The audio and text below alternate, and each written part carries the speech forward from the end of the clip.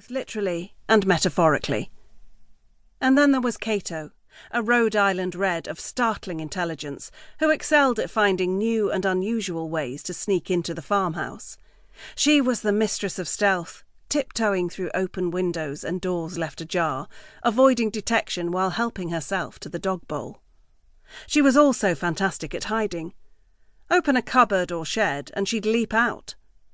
Cato even made it down the farm track, hidden in the footwell of a DPD van.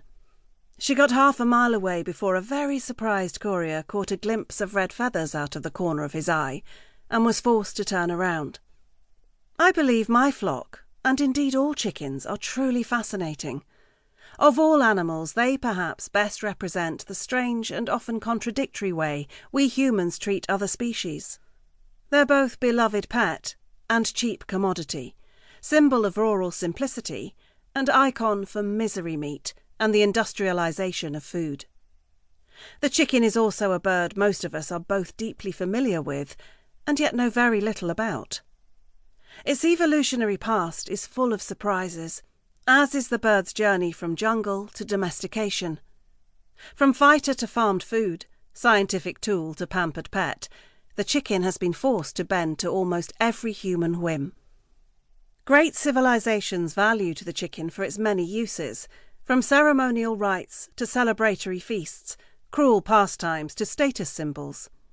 In its various incarnations, egg, chick, pullet, hen, cockerel, the chicken has proved a shorthand for human relationships and emotions. We use chicken-related words to express a whole range of feelings and situations, from mother hens and feeling broody to cockiness and flock mentality. Religion and superstition have also dragged the chicken centre stage, whether the bird likes it or not. A vast array of belief systems have chickens, eggs and cockerels at their heart, handy metaphors for rebirth and innocence, but also vigilance and protection. There are at any one time over 20 billion chickens living on Earth. That's 3 chickens for every person alive.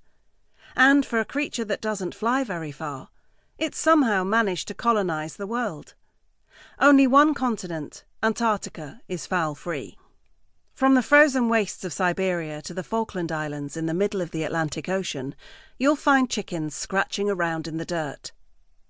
This humble bird's voyage around the world is inextricably linked to human exploration, trade, diet, and exploitation.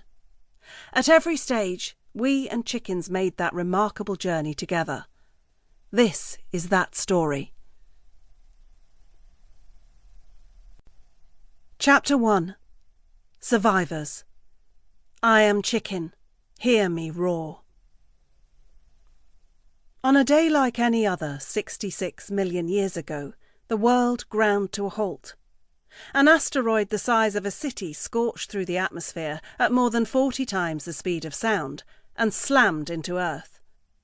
When it hit just off the coast of Mexico, the resulting explosion was 7 billion times more powerful than Hiroshima and ripped a 150-kilometre-wide hole in the planet's crust.